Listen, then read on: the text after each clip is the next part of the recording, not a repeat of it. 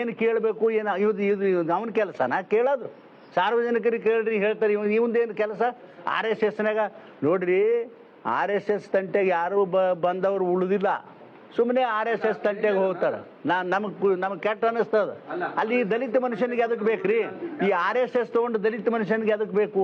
ನನ್ನ ಪ್ರಶ್ನೆ ಅಪ್ಪ. ಹೆಸರು ಆನಂದ್ ಬಜೇಂತ್ರಿ ಅಂತೇಳಿ, ನಾನು DSS ಕ್ರಾಂತಿಕಾರಿ ಬಣ್ಣದ ತಾಲೂಕು ಅಧ್ಯಕ್ಷರು ಗುರುಮಿಟ್ಕಲ್. ಇವತ್ತೇನು ಮುಖ್ಯ ತಮ್ಮ ಮಾಧ್ಯಮ ಮಿತ್ರರ ಮೂಲಕ ಬಂದು ಒಂದು ವಿಷಯನ ಹಂಚಿಕೊಳ್ಳೋಕೆ ಇಷ್ಟಪಡ್ತೀನಿ. ಇವತ್ತೇನು ನಮ್ಮ ರಮೇಶ್ ಜಿಗಜಿಣಿ ಅವರು ಏನಪ್ಪ ಅಂದ್ರೆ ನಮ್ಮ ಮನೆ ಗೃಹ ಸಚಿವರಾಗಿರ್ತಕ್ಕಂಥ ಪ್ರಿಯಾಂಕಾ ಸಾಹೇಬರು RSS ಬಗ್ಗೆ ಒಂದು ಪತ್ರ ಬರೆದು ಏನಪ್ಪ ಅಂತಂದ್ರೆ ತಮ್ಮ ಸಂಘಟನೆ ಬಗ್ಗೆ ವಿವರಣೆಯನ್ನು ಕೇಳಿದ್ದಾರೆ. ಆ ವಿವರಣೆ ಕೇಳಿದಂಥ ಟೈಮಲ್ಲಿ ಇವರು ರಮೇಶ್ ಜಿಗಜಿಣಿ ಅವರು ಏನಪ್ಪ ಅಂತಂದರೆ, ನಿಮ್ಮ ದಲಿತರಿಗೆ ಯಾಕೆ ಬೇಕು ಇದ್ರ ಬಗ್ಗೆ, ನೀವು ದಲಿತರಿಗೆ ಯಾಕೆ ಕೇಳ್ತೀರಿ ಅಂತಕ್ಕಂಥ ಒಂದು ಸ್ಟೇಟ್ಮೆಂಟನ್ನು ಮಾಡಿದ್ದಾರೆ. ಇವತ್ತು ನಾವು ಅದನ್ನು ಕೇಳಬಾರ್ದು ಅಂತೇಳಿ ಅದನ್ನು ಏನಪ್ಪ ಅಂತಂದ್ರೆ ಅವರಿಗೊಂದು ನೇರ ಒಂದು ಪ್ರಶ್ನೆ ಕೇಳಬೇಕಾಗಿದೆ. ಹಂಗಾಗಿ ತಮ್ಮ ಮಾಧ್ಯಮ ಮಿತ್ರರ ಮೂಲಕ ಹಂಚಿಕೊಳ್ಳೋಕೆ ಬಂದಿದ್ದೀನಿ ನಾನು ಇವತ್ತು ರಮೇಶ್ ಜಿಗಜಿಣಿ ಅವರು ಏನಪ್ಪ ಅಂತಂದ್ರೆ, ನೀವು ದಲಿತರಿದ್ರಿ ಯಾಕೆ ಕೇಳ್ತೀರಿ ಅಂತಕ್ಕಂಥ ಒಂದು ವಿಚಾರಣೆ ಇಟ್ಕೊಂಡು ಏನಪ್ಪ ಅಂದ್ರೆ ಮಾತಾಡ್ತಾರಲ್ಲ, ನಾಚಿಕೆ ಆಗಲ್ರಿ ಅವರಿಗೆ? ಅವರು ಇವತ್ತೇನಪ್ಪ ಅಂತಂದ್ರೆ ಒಂದು ಮೀಸಲ ಕ್ಷೇತ್ರದಲ್ಲಿ ಬಂದಿರೋರು. ಇವತ್ತೇನಪ್ಪ ಅಂತಂದ್ರೆ ಕರ್ನಾಟಕ ರಾಜ್ಯದಲ್ಲ, ಇಡೀ ಭಾರತ ದೇಶದಲ್ಲಿ ಏನಪ್ಪ ಅಂತಂದ್ರೆ ಮುಖ್ಯವಾಗಿ ಏನಪ್ಪ ಅಂದ್ರೆ ಎಲ್ಲೇ ಒಂದು ಅನ್ಯಾಯ ಆದರೂ ಕೂಡ, ಯಾವುದೇ ಒಂದು ವಿಚಾರಗಳಿದ್ದರೂ ಕೂಡ ಇವತ್ತು ಕಾನೂನನ್ನ ಗೌರವಿಸ್ತಕ್ಕಂಥವ್ರು ಒಂದೇ ಒಂದು ಏನಪ್ಪ ಅಂತಂದ್ರೆ ನಮ್ಮ ದಲಿತ ಸಮಾಜದವರು. ಇವತ್ತೇನಪ್ಪ ಅಂದ್ರೆ ದಲಿತರೇ ಇರಲಿಲ್ಲಪ್ಪ ಅಂತಂದ್ರೆ ಇವತ್ತೇನಪ್ಪ ಅಂದ್ರೆ ಈ ರಾಜ್ಯದಲ್ಲಿ ಸಂವಿಧಾನ ಇರ್ತಿರಲಿಲ್ಲ. ಇವತ್ತೇನಪ್ಪ ಅಂದ್ರೆ ದಲಿತರು ಒಂದು ಇದು ಕೊಟ್ಟಿದ್ದಾರೆ, ಏನೋ ಒಂದು ಸಂವಿಧಾನ ಕೊಟ್ಟಿದ್ದಾರೆ. ಇವತ್ತು ಡಾಕ್ಟರ್ ಬಾಬಾ ಸಾಹೇಬ್ ಅಂಬೇಡ್ಕರ್ ಸಂವಿಧಾನ ಕೊಟ್ಟಿದ್ದಾರೆ. ಅದೆಲ್ಲ ಆದ ನಂತರ ಉಳಿಸ್ಕೊಂಡು ಹೋಗೋದು ನಿಮ್ಮ ಜವಾಬ್ದಾರಿ ಅಂತಕ್ಕಂಥ ಒಂದು ವಿಚಾರನ ನಮ್ಮ ಮೇಲೆ ಇಟ್ಟಿದ್ದಾರೆ ಡಾಕ್ಟರ್ ಬಾಬಾ ಸಾಹೇಬ್ ಅಂಬೇಡ್ಕರ್ ಅವರು.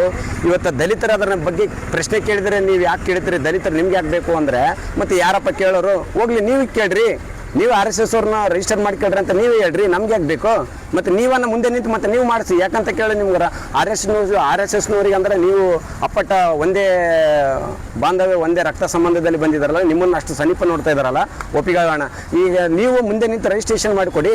ನಮ್ಮ ಗೃಹ ಸಚಿವರಾಗಿರ್ತಕ್ಕಂಥ ಪ್ರಿಯಾಂಕಾ ಸಾಹೇಬ್ರೇನು ದಾಖಲೆಗಳು ಕೇಳಿದಾರೆ, ಅದನ್ನು ಕೊಡಿ, ಮುಂದೆ ನಿಂತು ರಿಜಿಸ್ಟ್ರೇಷನ್ ಮಾಡಿಸಿ.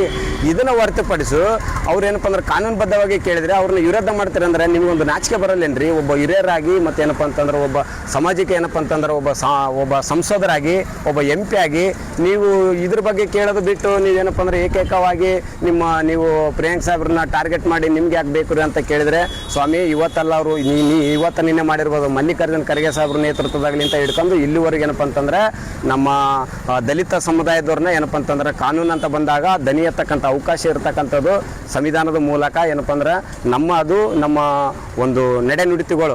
ಅದನ್ನು ಬಿಟ್ಟು ನೀವೇನಪ್ಪ ಅಂತಂದ್ರೆ ಒಬ್ಬ ದಲಿತ ಇದೆ ನಿನಗೆ ಯಾಕೆ ಬೇಕು ಅಂತಕ್ಕಂಥ ಒಂದು ವಿಚಾರ ಏನಪ್ಪ ಅಂದ್ರೆ ನೀವು ಈ ವಿಚಾರನ ನಾವು ಖಂಡಿಸ್ತೀವಿ. ಈ ಥರ ಹೇಳಿಕೆ ಮಾಡೋದ್ರಲ್ಲಿಂತ ಏನಪ್ಪ ಅಂತಂದ್ರೆ ದಲಿತರಿಗೆ ಶೋಭೆ ತರ್ತಕ್ಕಂಥ ವಿಚಾರ ಅಲ್ಲ. ಇದನ್ನು ಕಡ್ಡಾಯವಾಗಿ ಏನಪ್ಪ ಅಂತಂದ್ರೆ ನೀವು ವಾಪಸ್ ತಗೋಬೇಕು. ಈ ಮಾತು ಇಲ್ಲಿದೆ ಹೋದರೆ ನಮ್ಮ ದೇಶದಲ್ಲಿ ನಮ್ಮ ರಾಜ್ಯದಲ್ಲಿ ಏನೇನಾಗುತ್ತೆ ಗೊತ್ತಿಲ್ಲ ಸಾಹೇಬ್ರೆ.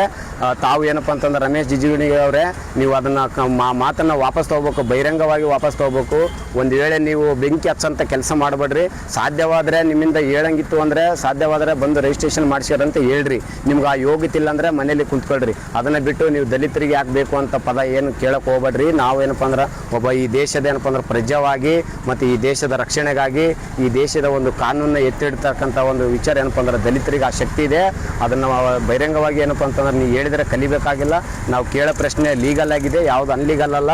ಇವತ್ತು ಎಲ್ಲ ಸಂಘಟನೆಗಳು ಏನು ಒಪ್ಕೊಂಡಿರ್ತಕ್ಕಂಥ ವಿಚಾರ ಇದೆ. ಇದರಲ್ಲಿ ಅವ್ರು ಕೇಳಿದ್ದು ಸರಿ ಅಂತಕ್ಕಂಥ ಎಷ್ಟೋ ಲಕ್ಷಾನುಗಟ್ಟಲೆ ಫಾಲೋವರ್ಸ್ ಇದ್ದಾರೆ, ಲಕ್ಷಾನುಗಟ್ಟಲೆ ನಮಗೆಲ್ಲ ಮೆಚ್ಚುಗಿದೆ ಅಂತ ಹೇಳ್ತಾ ಇದ್ದಾರೆ. ಅದು ಸತ್ಯ ಇದೆ. ಈ ದೇಶದಲ್ಲಿ ಏನಪ್ಪ ಅಂದ್ರೆ ಒಂದು ಸಣ್ಣ ಅಂಗಡಿಲಿಂತ ಕೂಡ ಎಲ್ಲರೂ ಲೈಸೆನ್ಸ್ ತೊಗೋಬೇಕು, ಎಲ್ಲರೂ ಏನಪ್ಪ ಅಂದ್ರೆ ಸಂಘಟಿತರವಾಗಬೇಕು, ಎಲ್ಲರೂ ಸಂಘ ಸಂಸ್ಥೆಗಳು ಮಾಡಬೇಕು. ಏನಪ್ಪ ಅಂದ್ರೆ ಇದನ್ನೆಲ್ಲ ಮಾಡ್ಬೇಕಂದ್ರೆ ಕಾನೂನು ಚೌಕಟ್ಟಿನಲ್ಲಿ ಮಾಡ್ಬೇಕಂತೇಳಿ ಇವತ್ತು ನಾವು ಆ ಕಾನೂನು ಚೌಕಟ್ಟಿನಲ್ಲಿ ನಾವು ಎಲ್ಲ ಸಂಘಟನೆಗಳಿದ್ದಾರೆ, ನೀವ್ಯಾಕೆ ಇರಬಾರ್ದು ಅನ್ನೋ ಒಂದು ವಿಚಾರ ಏನಿದೆ ಅದನ್ನು ನಾವು ಖಂಡಿಸ್ತೀವಿ. ಇವತ್ತೇನಪ್ಪ ಅಂತಂದ್ರೆ RSSನವರು ಅತಿ ಬೇಗ ಏನಪ್ಪ ಅಂದ್ರೆ ರಿಜಿಸ್ಟ್ರೇಷನ್ ಮಾಡಿಸಬೇಕು. ನೀವು ರಮೇಶ್ ಜಿಗಜಿಣಿ ಅವರೇ, ನೀವು ಸಾಧ್ಯವಾದರೆ ಇದಕ್ಕೆ ಸಪೋರ್ಟ್ ಮಾಡಿ. ಇಲ್ಲಪ್ಪ ಅಂತಂದ್ರೆ ನಿಮ್ಮ ಜೊತೆಗಿರ್ತಾರೆ, ನೀವು ಬಂದು ಏನಪ್ಪ ಅಂದ್ರೆ ರಿಜಿಸ್ಟ್ರೇಷನ್ ಮಾಡಿಸ್ಕೊಡಿ. ಇಲ್ಲಾಂದ್ರೆ ಮುಚ್ಕೊಂಡು ಯಾವುದೋ ಒಂದು ಮೂಲೆಯಲ್ಲಿ ಇದ್ದೀರಿ ಅಂತೇಳಿ ಈ ಮೂಲಕ ಏನಪ್ಪ ಅಂದ್ರೆ ಎಚ್ಚರಿಕೆ ಕೊಟ್ಟು ನಾನು ಈ ಮಾತನ್ನು ತಮ್ಮ ಮಾಧ್ಯಮ ಮಿತ್ರರ ಮೂಲಕ ಹಂಚಿಕೊಳ್ಳೋಕೆ ಇಷ್ಟಪಡ್ತೀನಿ. ನಮಸ್ಕಾರಗಳು.